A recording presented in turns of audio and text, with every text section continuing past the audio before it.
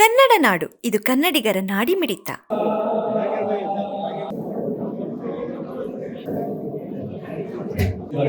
ಎಲ್ಲ ಧರ್ಮಗಳಿಗೆ ನಮಸ್ಕರಿಸಿ ಮತ್ತು ಕಾರ್ಯಕ್ರಮದಲ್ಲಿ ಭಾಗವಹಿಸತಕ್ಕಂಥ ಎಲ್ಲ ಗಣ್ಯಮಾನ್ಯರೇ, ಈಗಾಗಲೇ ಈ ರಂಜಾನ್ ಸಂದರ್ಭದಲ್ಲಿ ನಡೆದಿರ್ತಕ್ಕಂಥ ವಿಷಯಗಳ ಬಗ್ಗೆ ನಮ್ಮ ಮಗುವಿಯವರು ಮತ್ತು ನಮ್ಮ ಮಕ್ಕಳಾಗಿರ್ತಕ್ಕಂಥ ಎಲ್ಲರೂ ಮಾತನಾಡಿದ್ದಾರೆ.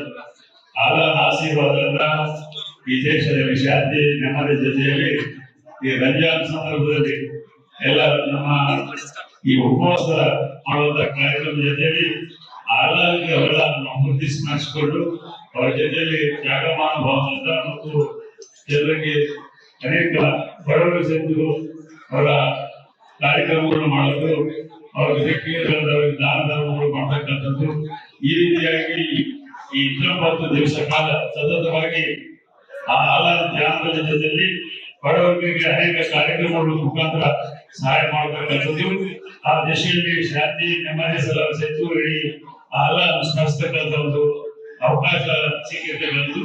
ಆ ದಿಶೆಯಲ್ಲಿ ಆಲ ನಮ್ಮೆಲ್ಲರನ್ನು ಆಶೀರ್ವಾದ ಮಾಡಿ ಅಂತ ಹೇಳಿ ಸಂದರ್ಭದಲ್ಲಿ ಶುಭವನ್ನು ಹಾರೈಸಿ ನನ್ನ ಅದು ಒಳ್ಳೆಯದಲ್ಲ. ಈ ವರ್ಷ ಪ್ರಾರಂಭ ಮಾಡಬೇಕು ಅಂತಕ್ಕಂಥ ಆಸೆ ಇದ್ದಾಗ ಆಶೀರ್ವಾದವನ್ನು ಮಾಡ್ತಿದ್ದಾರೆ. ಹೀಗಾಗಿ ಈ ರಂಜಾನ್ ಹಬ್ಬ ಬಹಳ ಉತ್ತಮವಾದದ್ದು, ಒಳ್ಳೆ ದಿವಸ ಅಂತ ನಾನು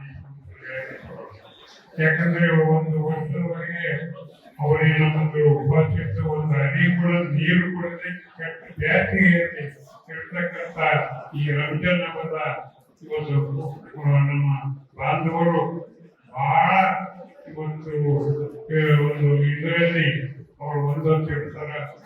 ಆ ಒಂದು ಇದು ನೋಡಿದಾಗ ದೇವರು ಅವ್ರ ಜೊತೆಗೆ ಇದ್ದಾನ ಅಂತಕ್ಕಂಥದ್ದು ನಾವು ಕರ್ತವ್ಯವಾಗಿ ಹೇಳಬೇಕು.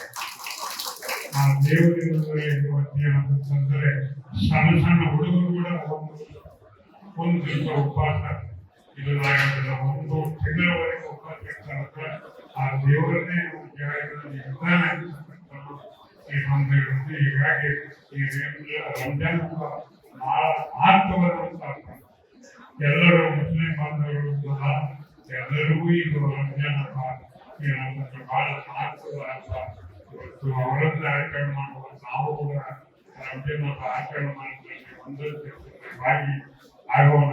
ಮುಸ್ಲಿಂ ಹಿಂದೂಗಳು ನಾವು ಎಲ್ಲರೂ ಒಂದೇ ಅಂತಕ್ಕಂಥ ಸಂಕೇತ ಇವತ್ತಿನ ದಿವಸ.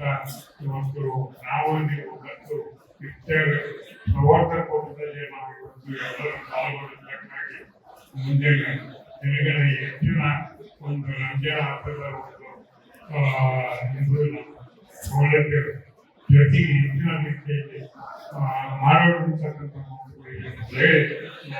ಸಬ್ಸ್ಕ್ರೈಬ್ ಮಾಡಿಕೊಳ್ಳಲು ಕೂಡಲೇ ಪಕ್ಕದಲ್ಲಿ ಕಾಣುವ ಬೆಲ್ ಐಕಾನ್ ಕ್ಲಿಕ್ ಮಾಡಿ ನೋಟಿಫಿಕೇಶನ್ ಪಡೆಯಿರಿ.